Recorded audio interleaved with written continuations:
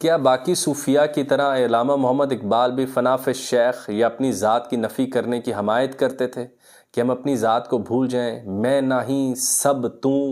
یا بلے شاہ صاحب کی طرح رانجا رانجا کردینی میں آپ پہ رانجا ہوئی تے سدو نی مینو دیدو رانجا ہیر نہ آکھو کوئی،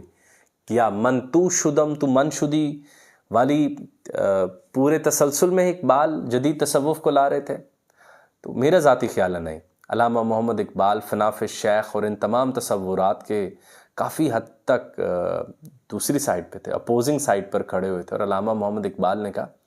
کہ سیلف نگیشن نہیں کرنی، مجھے اپنی ذات کی نفی نہیں کرنی، بلکہ مجھے خدا کی موجودگی، اپنے شیخ کی موجودگی کے لیے اور سیلف افرمیشن کرنی ہے،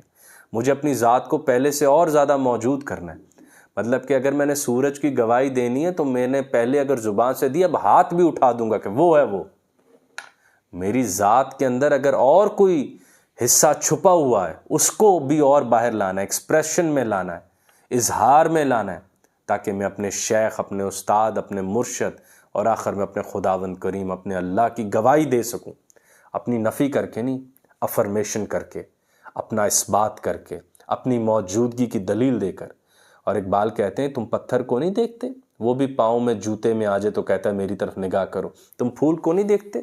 وہ جو ہمارے صاحبزادہ شاہ حسین بیٹا فرماتے ہیں کہ گریوٹی کے خلاف زمین سے باہر آ جاتا ہے، تم اس کو نہیں دیکھتے، وہ تو اپنے آپ کو فنا نہیں کر لیتا، مطلب اس کو زور سے بھی ایسے کرو تو اپنی خوشبو ہاتھ میں دے جاتا ہے، ارد گرد خوشبو پھیلا دیتا ہے۔ تم کیسے انسان اپنے آپ کو سیلف نگیٹ، اپنے ذات کی نفی کرنا چاہتے ہو؟ تو علامہ محمد اقبال نے پھر وہاں پر جو بڑی بات فرمائی ہے، اور میں بھی بھائی اکثر اس میں غلطی کرتا کہ تخلی کو بھی اخلاق اللہ، جو رسول کریم صلی اللہ علیہ وآلہ وسلم کا قول ہے، اپنے اندر اللہ تعالیٰ کے اخلاق، اللہ کی سنتیں پیدا کرو۔ اس میں جو علامہ محمد اقبال نے کہا جو سب سے بڑی دو سنتیں ہیں، سب سے بڑے دو اخلاق ہیں، وہ یہ ہیں کہ اپنی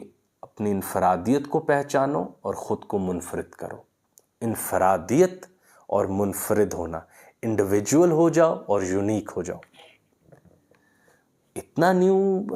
فارم آف صوفیزم یا اسپرچویلٹی یا مسٹسزم علامہ محمد اقبال متعارف کرانا چاہ رہے تھے ہمیں۔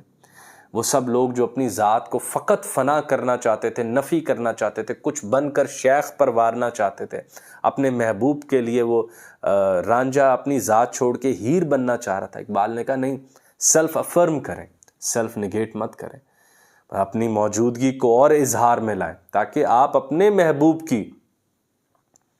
پہلے سے زیادہ سچی دلیل بن جائے، آپ کی وجہ سے آپ کا محبوب پہلے سے زیادہ قابل اعتبار بن جائے۔ علامہ نے کہا سب سے بڑا کام وہ ہے، آپ انفرادیت اختیار کریں اور منفرد ہو جائیں، انڈیویجول ہوں اور یونیک ہوں۔ یہ ہے اصل تصوف کی قسم، کہ آپ کو غور سے دیکھنے کے بعد اللہ یاد آ جائے،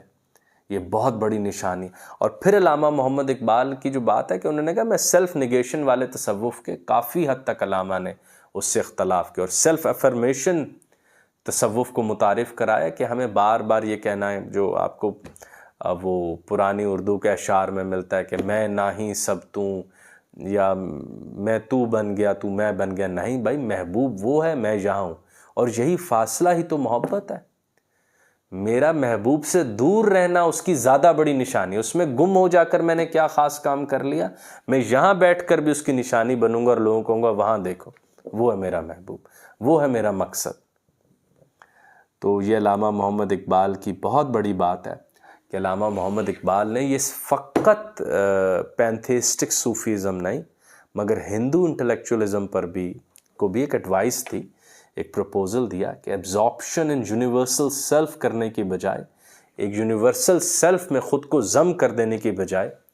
میں اسی کے اندر موجود رہ کے ایک علیحدہ زندہ نشانی بن سکتا ہوں۔ جہاں پر آپ علامہ محمد اقبال کا وہ ویو ضرور لیں کہ علامہ فرماتے ہیں کہ وہ جو ہم سنتے رہے کہ میں قطرہ ہوں اور اللہ تعالیٰ کے دریا میں خود کو ڈال کے فنا کر دوں،